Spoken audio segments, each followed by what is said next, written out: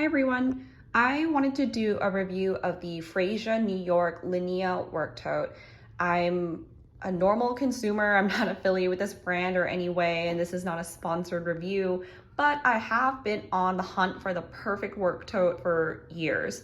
I've gone through so many of them. Some of them are like the common ones, like the Longchamps, the Daye Dovers, the Louis Vuitton Neverfull, Kate Spade Margot work tote. I've gone through so many, and I feel like this Linnea work tote is my holy grail. This is the one, and I'm so excited by it that I thought I would share this review for people who might be in a similar situation as me.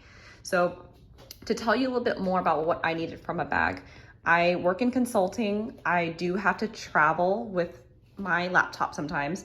I sometimes will have two laptops because I have my work laptop and then maybe the client has like a client laptop I have to use. I tend to travel lightly, but I do commute on the subway, which can get pretty crowded.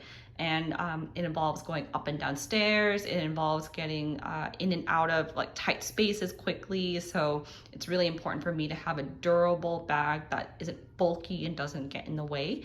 And I feel like this Linnea tote does it. So first things I want to point out about the bag are that it's gorgeous. The leather is beautiful. I won't waste time telling you about the type of leather they use because the website does a really good job of that. But I do love the taupe color. This is the Linnea tote in taupe. And I think the pictures online don't do it justice because the magic part of this color is that not only is it beautiful and understated, but it will work perfectly with outfits that are light colorways, like your whites, beiges, and creams, but also dark colors like blacks, grays, and navies. And so the versatility of taupe is what really made me excited about this bag specifically, because I know sometimes colors can be really restrictive. I think a close comparison for this taupe color would be maybe the Louis Vuitton Turtle Dove. I know that isn't like a standard color they have, but this is just like a tad bit darker than the Louis Vuitton Turtle Dove.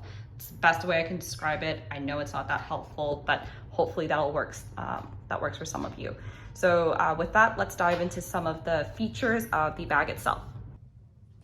Alrighty, so some of the things about this bag I've noticed, what I really like is that there's this hidden trim on the side, which looks really elegant because it hides the stitching of the bag, but also gives you just a little bit of hardware here. It's a soft gold color. I would say more champagne, not too yellow, so it looks very nice and understated. The inside of the bag, I know a lot of reviews will say, okay, yeah, the leather's soft, it's amazing. Well, yeah, obviously, but what I really like about it is that the pockets and the organization, they're not attached to the side of the bag.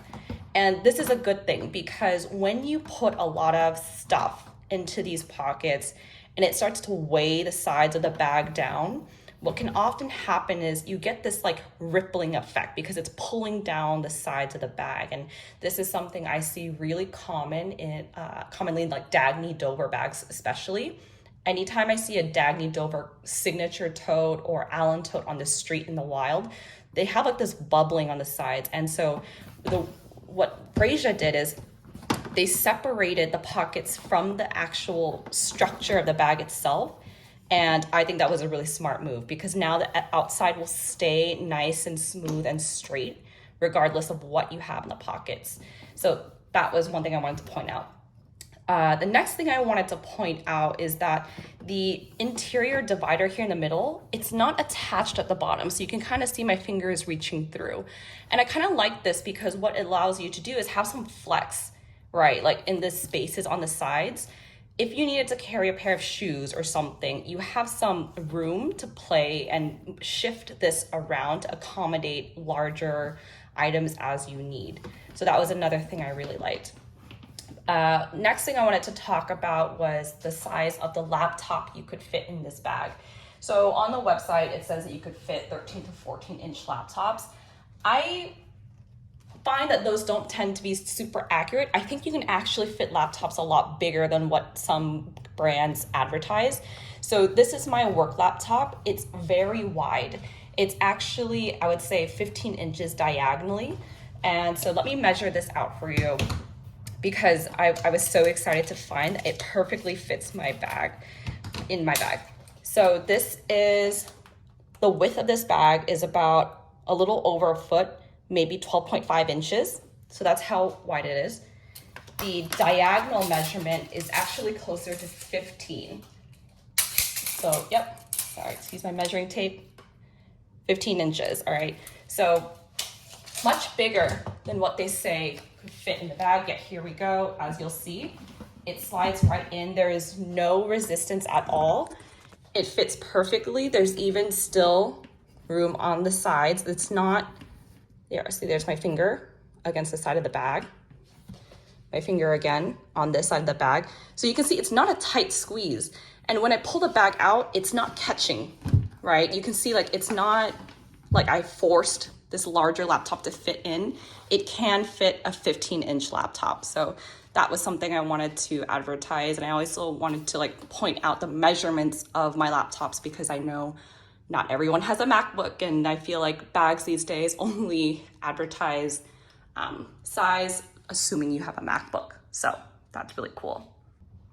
All right, so next thing I wanted to talk about for this bag I really liked is the actual proportions of the bag itself.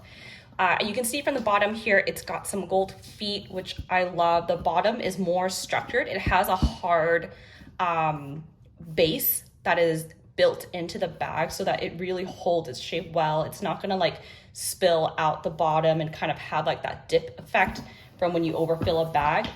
One good example of this would be Longchamp bags that don't have a structure or base on the bottom. They sag on the bottom, and I personally just really hate that. But this bag has that strong structure on the bottom, and it somehow does it without creating weight. So the weight of this bag is actually really light. I would say somewhere between 2, definitely less than 2.5 pounds. This faux leather that Freja uses is so light. It's thin, but it holds shape really well. So it's not like that PV, or not PV, maybe like PU leather that most brands use when they use like faux leather. This one is much more durable than that, and it stays crazy light. So next thing I want to do is I'm gonna show you how it looks when it's filled up with everything I use on a daily basis. So typically I'll have at least 2 phones. I'll have my work phone there. I'm using my other phone to record, so you're not gonna see that go in. I have my laptop charger, which is held in this squishy bag, so I'll put that in there as well. Next, I have a mouse, Bluetooth mouse. That I like to put on the ground, not in the pocket. And of course, I have my work laptop. And you guys are just gonna have to bear with me as I fill this guy up. But next, I have a notebook. I usually use a really thin, cheap notebook. I don't like the thick, like spiral notebooks or like the planners. I just need something to write things down quickly. And here's my Swell water bottle. This is the average size. I don't know the measurements, but see how it fits perfectly. It doesn't stick out at all, which I love. And then sometimes I'll carry maybe like hand cream and like, I know, like a perfume traveler if I feel like it, but I tend not to carry a makeup bag with me most days because I don't know, I don't want to. So this is more or less what I would carry on most days. It's not a ton. I know some people would want to carry a lot more, but it's, you know, it's what I need. So let's look into this a little bit closer and see how much room we have left to play with after I've added all my things. So I'm gonna pick up my phone here so you can see there's plenty of space, right? Like my laptop is staying upright because of this divider, which is amazing. My notebook sits next to it perfectly. They don't shift around when I'm moving. On the side here, I've got plenty of space. Like my arm is going all the way in because right now my laptop charger is in like a flat bag. There's plenty of room for me to add like a pair of shoes if I want it. And sometimes I'll do that, right? Like I'll sometimes bring like work shoes in my bag and I have no doubt it'll fit. So I still have all these unused pockets. I still have this center divider, which I haven't found a strong need for, but it's nice to have it there. And everything is easily accessible and reachable. And the other thing I love about this bag is that the interior is really soft. You're not gonna have like zippers on the outside that sometimes will scratch your hands when you reach in and dig around. That's something I really hated about a couple of the past work bags I've had where they have like an open zipper, and like zip tops are great when you're, you know, traveling and you don't want things to spill out. But then the downside is like they'll scratch you, right? They'll go like this. Sometimes if you have a zipper down the middle here, it'll scratch you when you go like this. It's the worst, but you don't have that problem with this one. So the bag has a snap close on top, but I also have found in the past that one of my pet peeves is if the bag does not zip across the top, I have this paranoia when I'm wearing the bag that someone can kind of just like reach their arm in behind me and like, I don't know, like reach in my bag. I don't feel like I have that problem with this one because of the way that it's designed. Like here, it comes in. And then once I put on this bag, you'll see that it's small and compact enough that I don't feel like it hangs out on the side to the point where someone would be able to reach their arms in. So let me show you what it looks like on me. All right, guys, so I am 5'5", and this is the size of the bag when I'm wearing it. So you can see what I mean, where the bag doesn't stick out too much on either side. It feels perfect. I don't feel like it's bulky and swings too much on either side. I really had that problem with the Neverfull. It was just like so much bag, but this one is perfect. It passes the shoulder test where I can keep it behind my elbow if I need to walk, and it doesn't like move in my way too much. I find that this bag is a good size and proportion for my height and frame. I feel like the oversized bag can sometimes make me feel like, I don't know, like too in the way sometimes. And I take the subway to work. So when I'm on a really crowded train, I feel very self-conscious about having to have a big bag that I had to navigate, but this one is great. When I'm not wearing it, if I'm like sitting on the subway, it sits on my seat nicely. So I hold it on my lap, and it doesn't, again, it's not huge. It's not like the size of maybe one of those Daye Dovers or Neverfulls or Longchamps where they have more of like a triangular shape where it's like wider on top. This one is great. I still feel like everything's accessible. If I open my arm and I reach in, everything is easy to grab. I put it back on. The straps are flat and they stay on my shoulder. I don't have to do that thing where I have to like cross like the straps like this to get them to stay. I don't have to play that game with this bag. The straps do stay on my shoulder very well. And I don't know what it is. I don't know if it's the straps or just like the way that the weight is distributed in this bag to make it really stay, but it feels secure. It feels good. And I feel like I don't have to mess with it as much when I'm wearing this bag compared to the others. So I've been really happy with that. I'm gonna just stay still for a second. So this is from the side. This is from the front. Yep. And then like this, see, it doesn't hang out much at all. Yeah. So final closing thoughts on this bag. As is evident by this review, I love the bag. It has everything I need. There's nothing about it that I would change. I'm so happy about all the tiny details. Even the fact that the stitching, the thread is the same color as the leather of this bag. There's feet, it holds its shape well, it's commute friendly, it's all the things I want. So Jenny LYS, the founder of Freja New York. If you're watching this, Jenny, thank you so much. This is the one.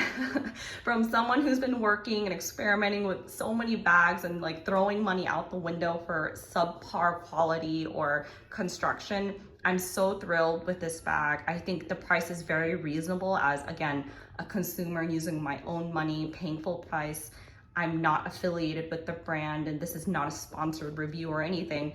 I just wanted to share information with other people who might not have found all of the details they needed to know, either from the product description or from other reviews. So I love this bag so much. I can't wait to get my next bag by Freja. I know the Paloma is like their most popular bag, but I've been so happy with this work tote. I don't even want to consider it like another one because I will use this one probably 100% of the time. I think my next bag will probably be the tall tote because I've been looking for something a little smaller to use on a casual day-to-day basis, almost like a better canvas tote. So I'll see if I can get that one next. I'll use it for a while. Maybe I'll post a review about it similar to this one, where I try to call out things that maybe I feel like people should definitely know when they buy the tote. And yeah, hope this was helpful and have a great day.